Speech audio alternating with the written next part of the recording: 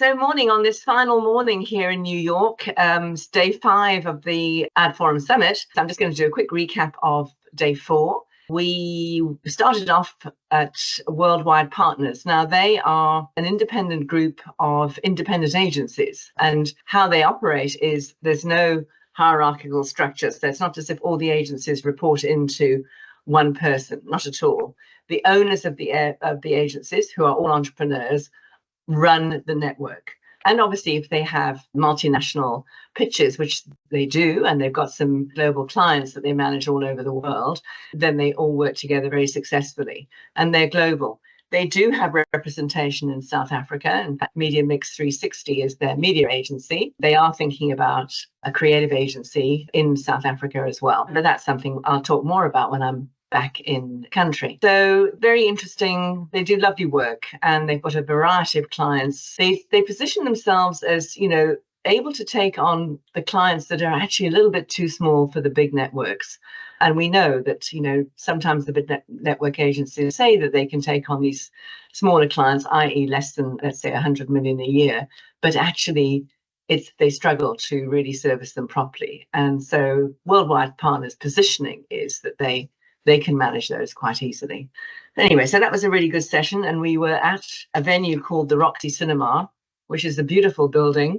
It's also a hotel, conference center, etc. But it was a great start to the day. And then we went on to Omnicom Advertising Group, and we were updated by Troy Ruanen and his team. And what was interesting was that, yes, he addressed immediately the merger or the acquisition of IPG. It's all going well. They expect to be up and running with the whole new setup by the fourth quarter of 2025. It means that and those agencies within IPG, the creative agencies, will report into the Omnicom Advertising Group.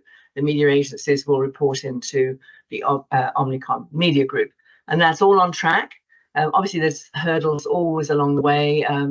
Different territories, different countries have different rules, ownerships, etc. So all of that is happening. I think what was important, because the thought was that all of this would distract the Omnicom advertising agencies from their daily client work. Well, Troy was delighted to report that it hasn't at all. They haven't lost a client, and in fact, their scores in terms of looking after clients have improved. So the client relationships have actually improved through this process. So yeah, there's no danger there of distraction. I think that was important. And then we met an agency, one of their agencies, a new acquisition within the OAG group called GSDM, G&M.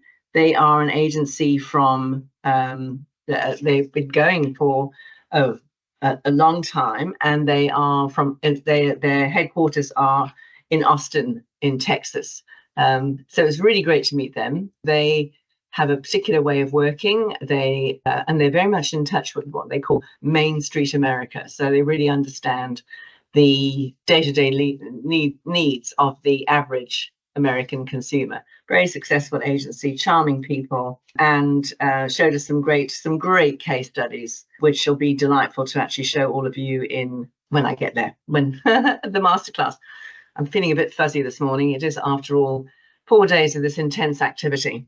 Yes, so they were called GSD and M, okay, as opposed to S&M.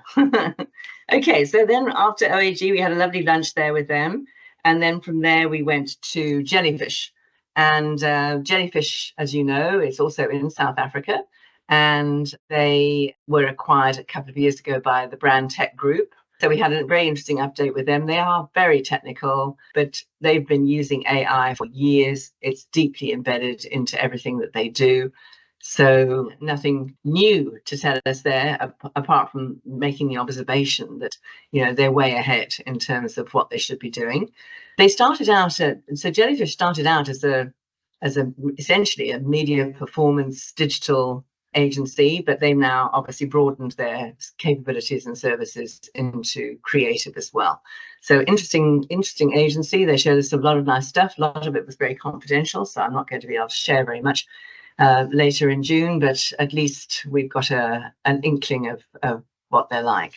And that was it. That was it for Thursday. And from there we went to the AdForum cocktail party, which is where all of the agencies that we've met all week come to visit us.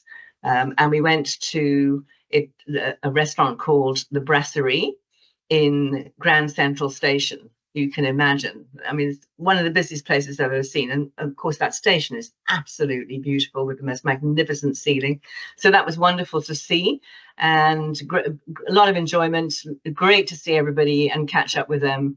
And then the day ended, or at least my day ended. I mean, I'd had enough by about 7 p.m., which is like, 1 or 2 o'clock in the morning. I don't even know what time it is. And yes, and it was a short walk back to the hotel. So that was the day.